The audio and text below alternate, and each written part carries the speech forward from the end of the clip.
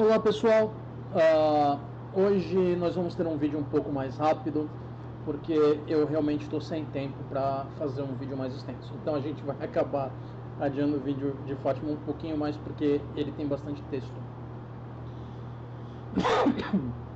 Então vamos lá, mas em compensação vamos ter algumas coisas engraçadas para ver hoje.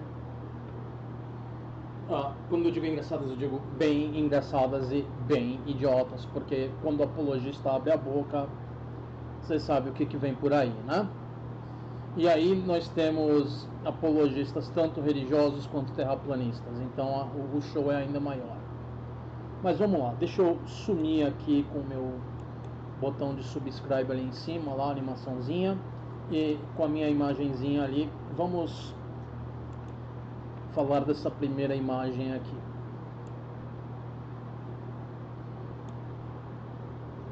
Nome do perfil: A Terra é Plana.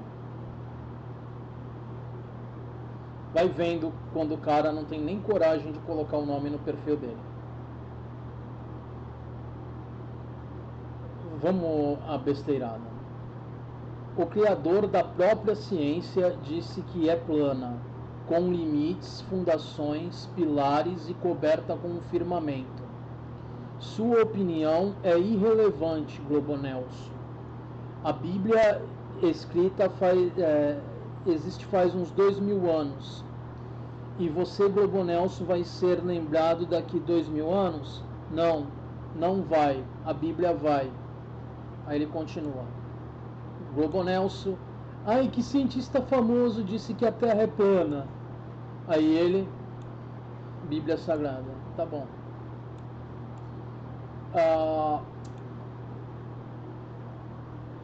Vamos dar uma olhada. Em primeiro lugar, já que ele quer tanto colocar a Bíblia como um livro de ciência, eu pergunto para vocês: na Bíblia, morcegos são aves ou mamíferos?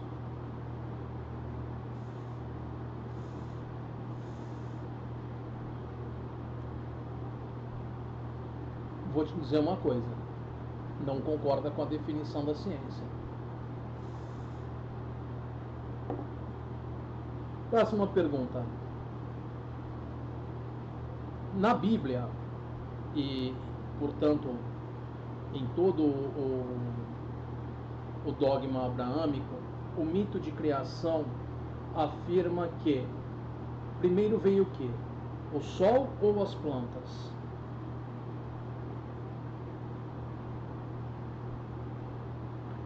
Mais uma vez, a ordem que a Bíblia coloca para a criação discorda do que a ciência nos diz.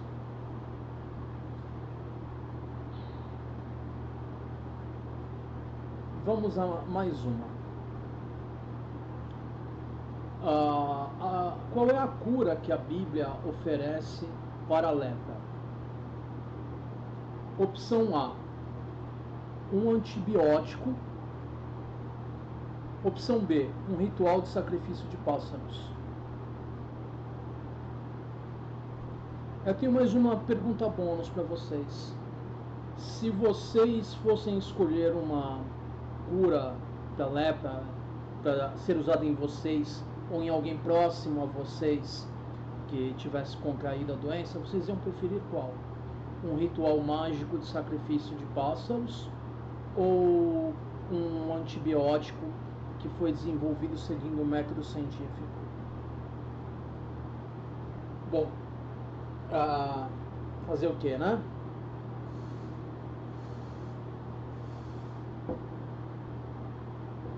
Mas sabe qual é o mais engraçado de tudo?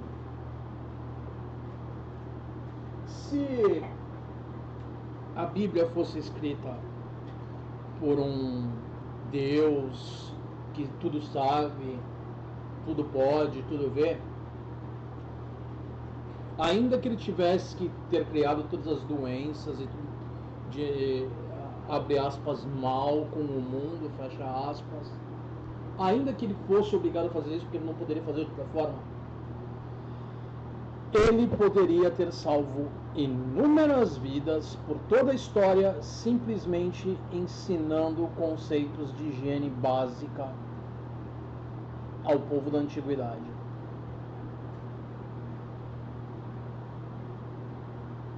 Ele poderia ter ensinado qual era a causa das doenças.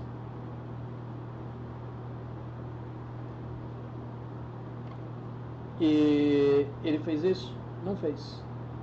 Sabe por que a Bíblia erra tanto sobre a ciência? Porque ela foi feita por pessoas que eram analfabetas em ciência.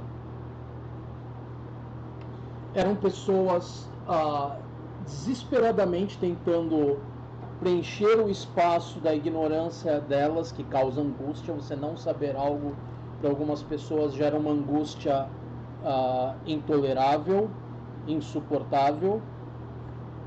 Então essas pessoas começam a fabular sobre as coisas para preencher esse espaço vazio no conhecimento. Isso aí é um erro de lógica, de raciocínio, chamado Deus das lacunas. É uma falácia lógica, tá? É um caso especial de apelo à ignorância. Não sei, logo isso. E nesse caso, o isso é sempre algum deusinho, alguma coisa assim, tá?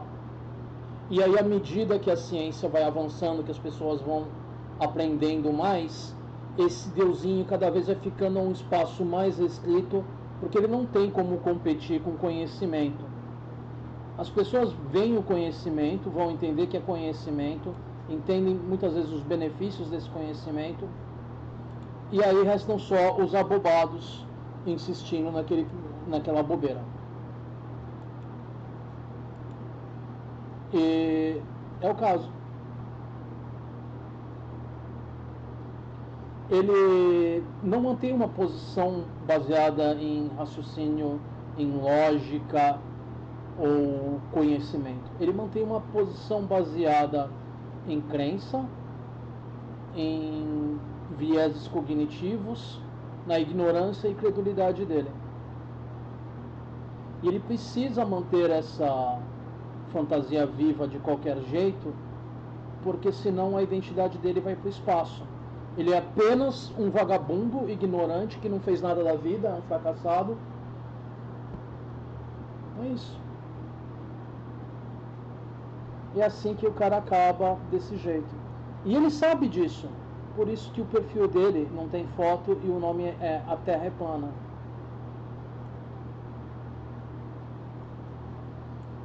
Deixa eu mudar a ordem aqui das fotos. Pronto. Vamos lá, vamos à segunda.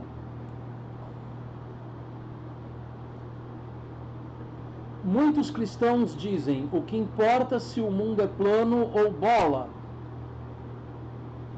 A maioria dos cristãos, vamos ser sinceros, a maioria dos cristãos aceita o conhecimento científico referente a isso. Inclusive, o modelo atual usado pela ciência para descrever a origem do universo, que é a grande expansão, foi formulado por um astrônomo físico e padre católico. O Lemaitre, ele usou qualquer coisa do dogma católico quando ele fez o modelo? Não, ele não usou nada. Ele usou apenas a ciência, apenas a física. Esse post aí é do grupo Somos Terraplanistas e é um carinha aí que eu nunca ouvi falar.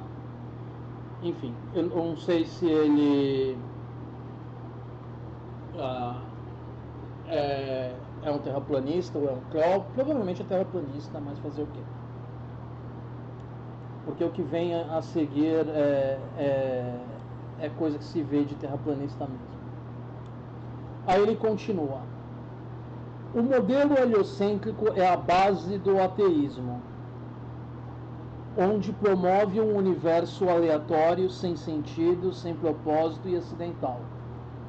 E aí ele continua mais uma vez: ateus odeiam a ideia de uma terra plana porque prova a existência do Criador.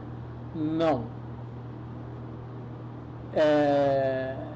Não tem prova nenhuma disso. O que tem aí é a sua fantasia favorita vomitando caquinha e a sua total ignorância sobre ciência. A Bíblia, eu não vou discutir se ela apoia ou não o terraplanismo, porque você vê cristãos falando as duas coisas, e ela não é uma base para se falar de ciência. Então, eu não vejo validade em ficar discutindo o que a Bíblia fala sobre ciência, porque já está demonstrado que ela não é uma fonte confiável para isso. Eu já dei vários exemplos no começo desse vídeo.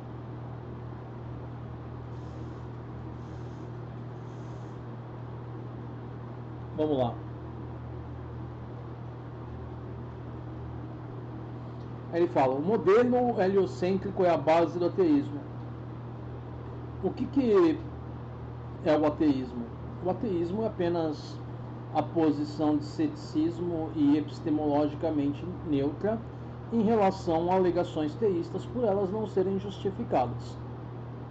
O que o heliocentrismo, que é o modelo que coloca o Sol no centro do sistema solar, tem a ver com o ateísmo? Nada. É que eles têm raiva de ciência. Essa é a relação.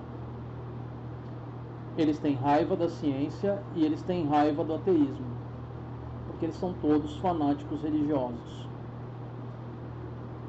Então, eu não tenho nada contra o heliocentismo. Vocês podem me chamar de heliocentrista o dia inteiro. Eu falo, muito obrigado. Você está me chamando você está dizendo que eu mantenho uma posição em favor da ciência, que é o que eu sempre faço. Bom, deixa pra lá que você deveria aprender essas coisas no ensino fundamental, né? Heliocentrismo, etc e tal. Mas esse povo não entende. Eles muitas vezes são analfabetos funcionais, eles não conseguem entender o que eles estão lendo e eles vomitam as coisas uma atrás da outra porque eles estão desesperadamente tentando defender a fantasia favorita deles. E quando eu falo fantasia favorita, eu falo de diversas religiões, porque você tem judeu que faz isso, você tem islâmico que faz isso, e isso falando só das religiões abraâmicas. Se você ainda quiser adicionar outras religiões, aí a coisa fica ainda mais complicada, porque eu não conheço nenhum hindu que tenha feito alegação terraplanista, mas eu já vi eles muitas vezes fazerem alegações criacionistas, que anda tudo de mãozinha dada aí. Criacionismo, fanatismo religioso, terraplanismo, antivacina, porque todos eles odeiam a ciência. E aí você tem aquela coisa, o cara ele olha, eu acredito nessa fantasia e a ciência não gosta da minha fantasia. Então, peraí, tem esse cara aqui falando que isso aqui é diferente da ciência. Então ele deve estar certo, porque eu não quero aceitar a posição da ciência. E aí vai e adota a outra asneira, e adota a outra asneira, e adota a outra asneira, e assim vai. Eles querem falar que o universo é aleatório, sem sentido, sem propósito e acidental, para que a pessoa fique achando que ela vai perder o valor dela como um ser humano se aceitar um modelo.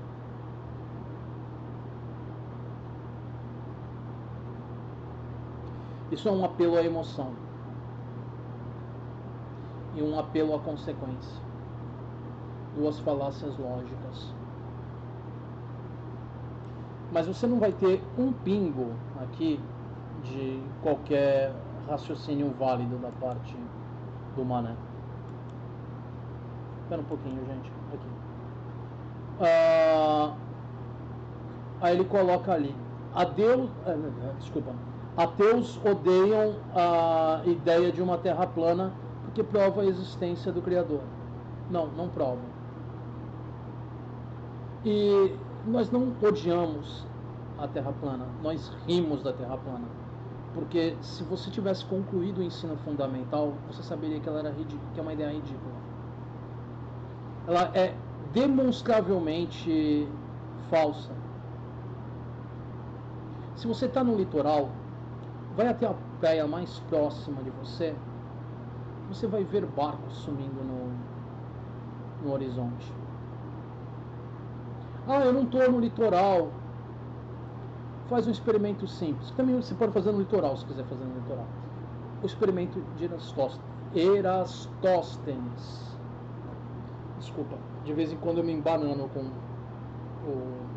o nome dele. Enfim, o Erastóstenes foi um grego que há mais de 2000 anos demonstrou a curvatura da Terra usando conhecimentos que hoje em dia são básicos para nós. Matemática de ensino fundamental e geometria de ensino fundamental. Você tem o Sol, que nós sabemos, é verificável que ele está no centro do sistema solar.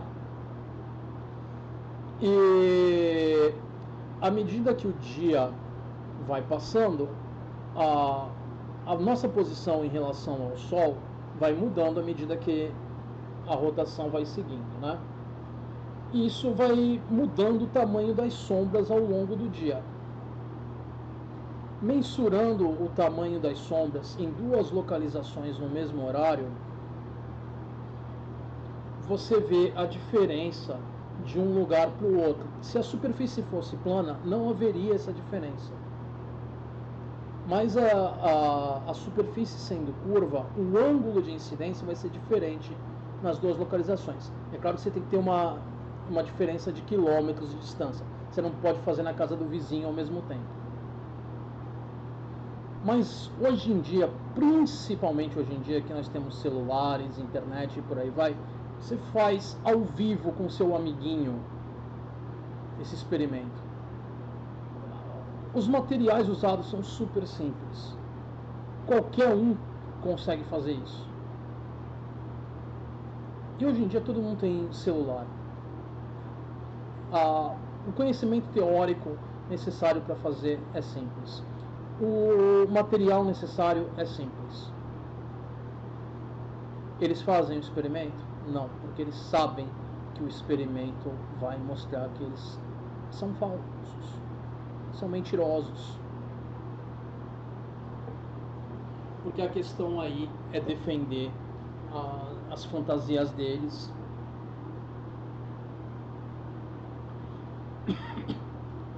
E essa questão da Terra plana provar a existência de um Criador? Não. Para provar que existe um Criador, primeiro você tem que determinar que algo foi criado. Isso aí é um apelo à ignorância que ele está fazendo. Uma alegação especial e um petitio principii, petição ao princípio. Porque ele começa com uma ideia e ele imediatamente insere outra sem demonstrar essa outra, porque ele não pode demonstrar aquilo. Então ele simplesmente insere de uma forma desonesta como se aquilo fosse verdadeiro, sem passar por nenhum questionamento. Porque esse é o objetivo final. É provar todas as fantasias deles sem ter que provar elas.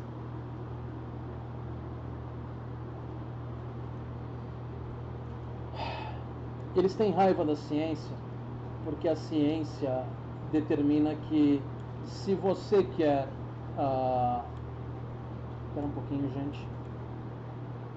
Se você quer alegar que algo é conhecimento, você precisa demonstrar que aquilo passa por todos os crivos de conhecimento da ciência.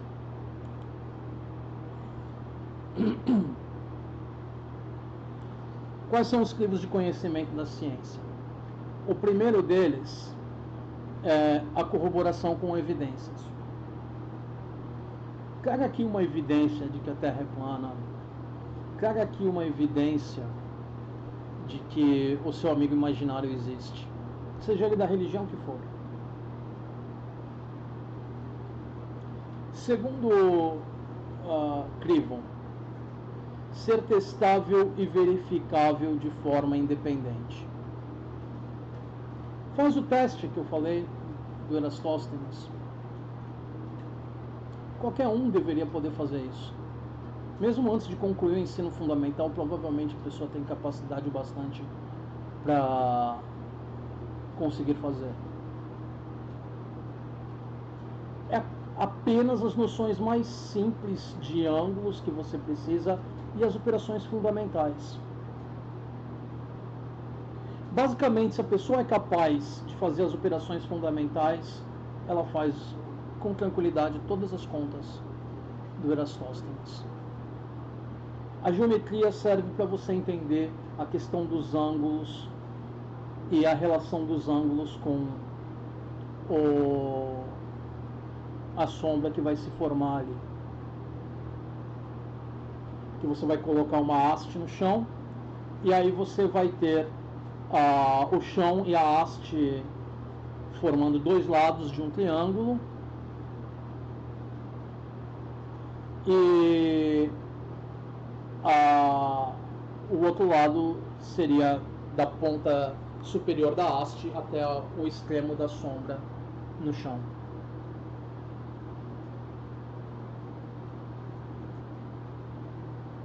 É matemática simples, gente. É matemática da mais simples que tem. E mesma coisa em relação à geometria.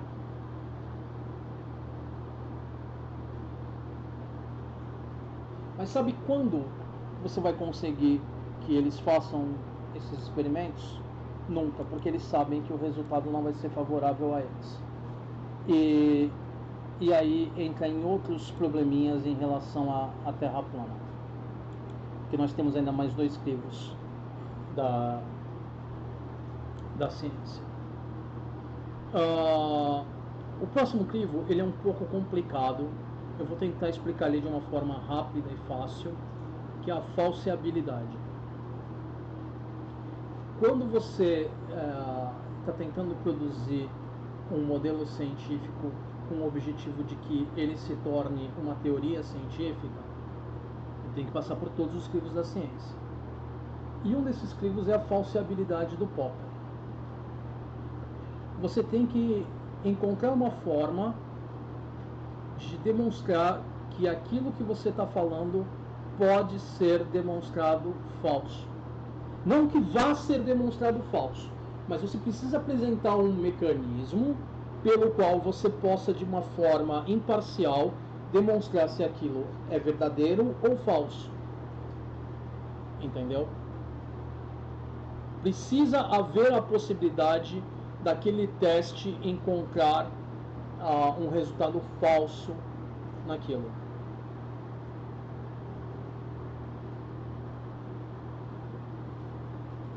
Por exemplo,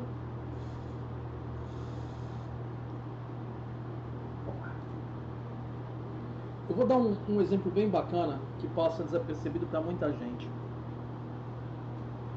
Essa ideia do Popper da falseabilidade, ela foi incluída no método científico no meio do século XX. Mas se você for na obra do Darwin, publicada muito antes do Popper, você vai encontrar lá o Darwin falando, na época, a genética estava ainda nos primórdios, estava ainda com aquela coisa do feijãozinho e as questões mais básicas da hereditariedade.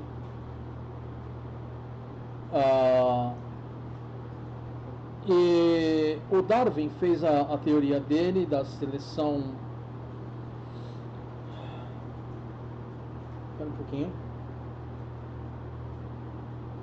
Desculpa, gente, eu tô tomando um pouco de refrigerante por causa da cafeína para me ajudar a ficar acordado.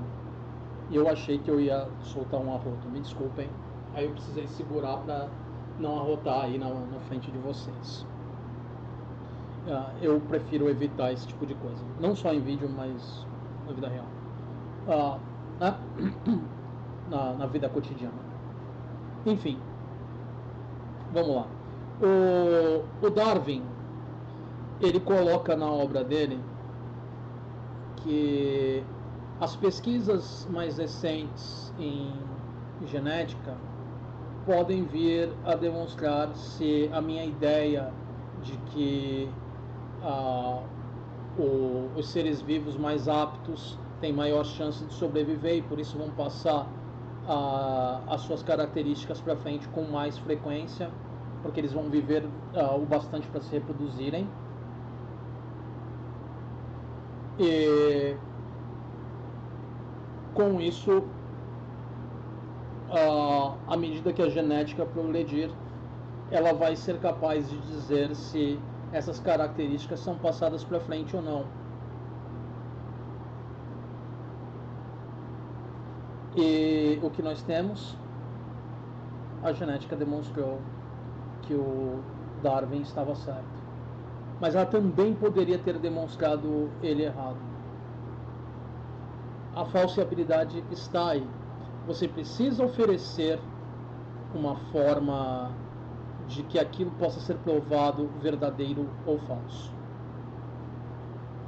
E aí eu vou mudar um pouquinho o assunto para falar de duas outras coisas que não funcionam quando você usa a falsibilidade, porque você não consegue prová-las falsas. Uma pelo menos dessas, ou talvez duas, venham a incomodar algumas pessoas aí. Eu vou falar de psicanálise e vou falar do marxismo. Nenhum dos dois passa pela falsibilidade. Porque você, tanto na psicanálise quanto no marxismo, você sempre consegue encontrar uma outra interpretação que mostra que a psicanálise ou o marxismo estão certos. Então você não consegue nunca prová-los errados de forma alguma. Sempre tem uma outra interpretação para aquilo. Então é uma coisa que você tem que levar com muita cautela. Tá? São modelos, mas não cumprem esse crivo de conhecimento. Tá certo? E aí nós vamos pro quarto crivo.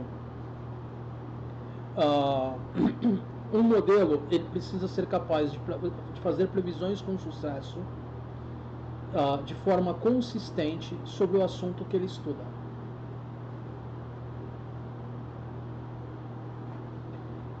O heliocentrismo,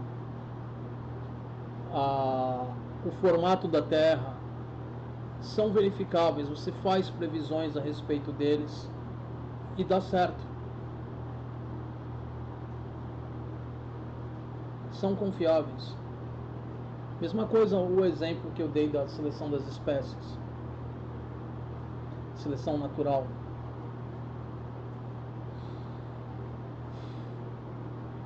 Porque eu preciso especificar que é natural. Eu não especifiquei muito porque vocês sabem do que eu estou falando. Mas em outros contextos a seleção pode ser artificial.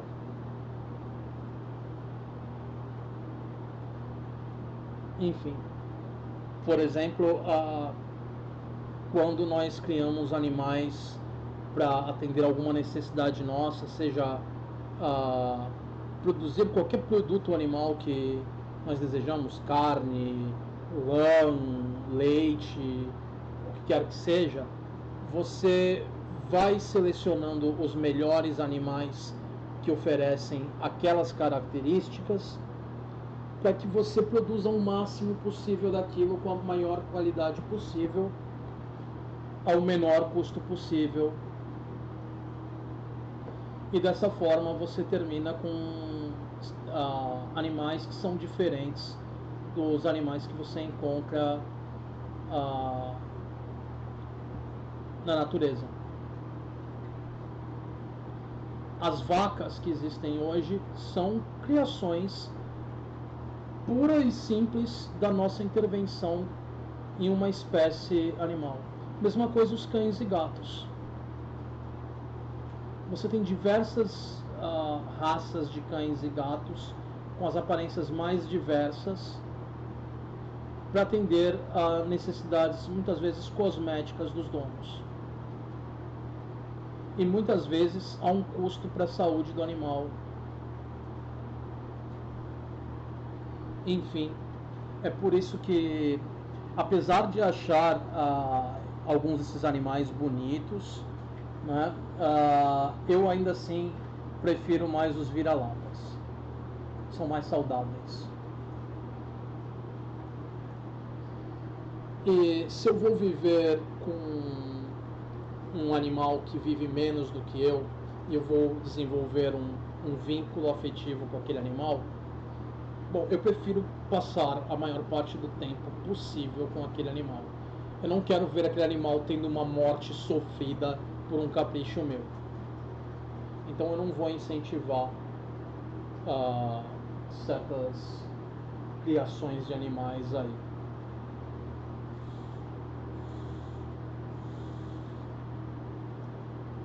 Prefiro ir num abrigo e adotar um animal que já está vivo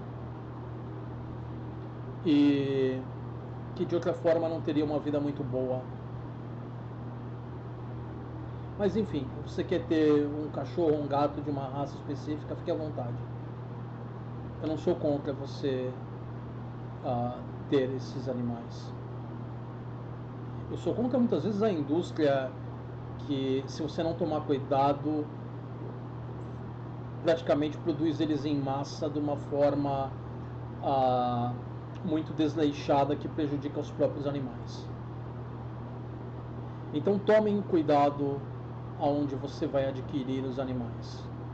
Se você quer comprar um cão e um gato, certifique-se de que o criador desses aí não tem uma fazenda de criação que fica produzindo uma cria após a outra ao custo da saúde dos animais e mantém eles em condições horríveis até que eles sejam comprados.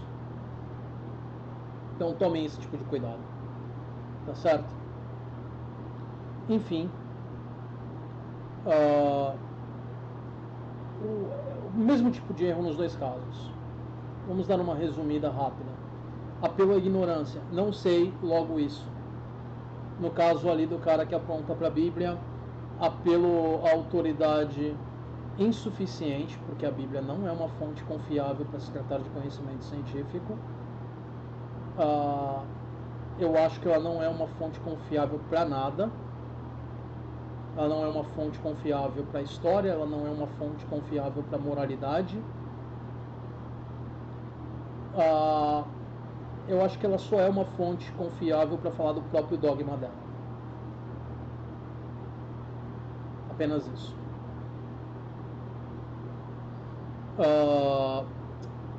Apelo à autoridade anônima, porque muitos dos livros da Bíblia a autoria é desconhecida. Às vezes eles são atribuídos a certas pessoas, mas às vezes os nomes verdadeiros daquelas pessoas não são conhecidos, ou às vezes você tem coisas absurdas como o autor narrando a própria morte e o livro continua depois da morte dele. O livro, escrito por ele, continua após a morte dele e após ele narrar a própria morte. Eu não estou brincando.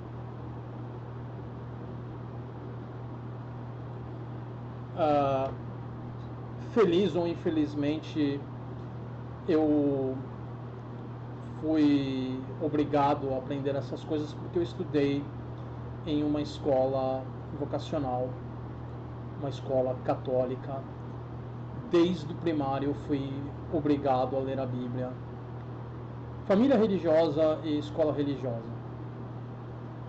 Eu conheço melhor a Bíblia do que a maioria das pessoas.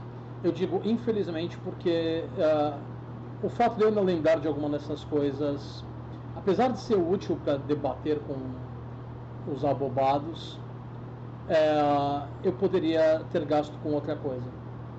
Qualquer outra coisa mais útil. Mas fazer o quê? Pelo menos me dá a oportunidade de rir da cara deles ao esfregar a realidade na cara deles.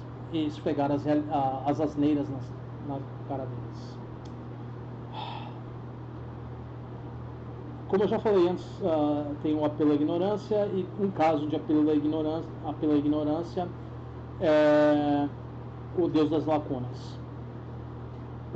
Os deuses, à medida que a humanidade foi progredindo, eles cada vez foram retrocedendo mais e mais de figuras que eram mais tangíveis e fáceis de ser alcançadas para cada vez mais intangíveis e cada vez mais distantes, para que você não possa testar as coisas. Mesma coisa as alegações de milagres.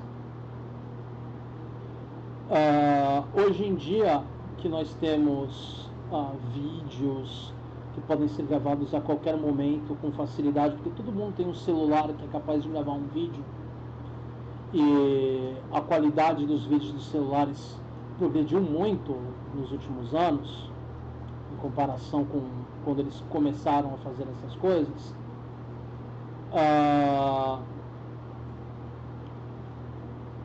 O número de milagres decaiu absurdamente. A gente vai ver isso com a coisa de Fátima, que a gente já viu num vídeo, e depois a gente vai continuar a ver isso quando a gente falar do segredo de Fátima, que não tem nada de especial. Enfim. Mas se você não pode testar o amigo imaginário, você mantém o amigo imaginário vivo por mais tempo. Você tem a alegação especial, que você diz: isso é assim porque eu quero que seja assim. Todo o resto você tem que testar e verificar, mas essa coisa que eu acredito tem que ser assim. Você não testa, você simplesmente aceita. E aí é assim que a gente acaba. Eu ia falar duas coisas, eu misturei. Eu faço isso toda hora, minha nossa. Aí a gente acaba com... Eu nem sei qual é a outra palavra que eu ia misturar, mas deixa. A gente acaba com esse tipo de coisa. Acho que eu ia falar alguma coisa relacionada a religiões abraâmicas. Pelo menos eu estava pensando mais ou menos nisso. Porque as religiões abraâmicas adoram fazer isso. Islamismo faz isso, o judaísmo faz isso, o cristianismo faz isso. Nas mais diferentes vertentes. Eu estou certo porque eu quero estar certo e todo o resto está errado, só eu que estou certo. Aí você pergunta: como você sabe isso? Porque eu sei.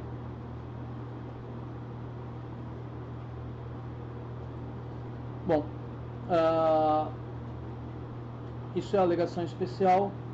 E aí nós temos o petitio principii, ou petição ao princípio, que geralmente anda de mão junta. Eu ia misturar geralmente e junta, ia ser uma coisa linda. Mas enfim, geralmente anda de mão juntas com a alegação especial, que é a ideia de que tem uma premissa que ela já é verdadeira desde o princípio e você não questiona ela. Essa ideia de que o Criador cristão aí, ele é pura e simplesmente verdadeiro por princípio, você não testa ele, ela é considerada errônea até por um teólogo cristão de um renome considerável no que se refere à teologia cristã, o São Tomás de Aquino. O São Tomás de Aquino dizia que a existência de Deus, como ela não pode ser verificada em si, você tem que verificar ela pelos efeitos. Você tem que testar os efeitos para saber qualquer coisa a respeito sobre Deus. Aí ele parou por aí, porque senão na época dele ele terminava na fogueira. Mas, tendo em vista a época, que era a Idade Média, ele foi bem corajoso em falar isso.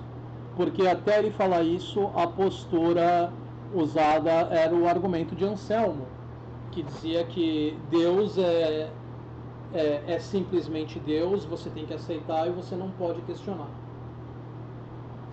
Então ele teve bolas de aço para falar o que ele falou, sendo um teólogo cristão.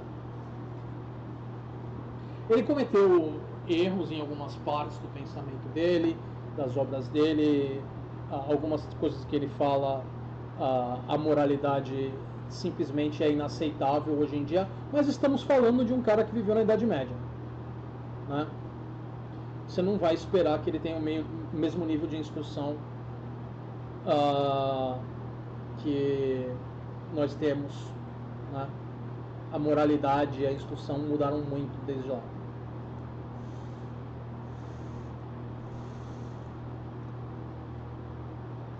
Enfim, ele vivia numa época que nós não sabíamos nada sobre gravidade, não sabíamos nada sobre a evolução das espécies, não sabíamos nada sobre o surgimento do universo. Ele vivia numa época em que as maiores questões da humanidade só podiam ser respondidas pelas fantasias religiosas. E ele teve cojones de falar isso. De que você não pode, como você não pode examinar Deus por ele mesmo, você tem que examinar os efeitos para saber qualquer coisa a respeito. A linha que ele seguiu aí, ele podia muito bem ter acabado na fogueira. Giordano Bruno acabou na fogueira, porque ele falava,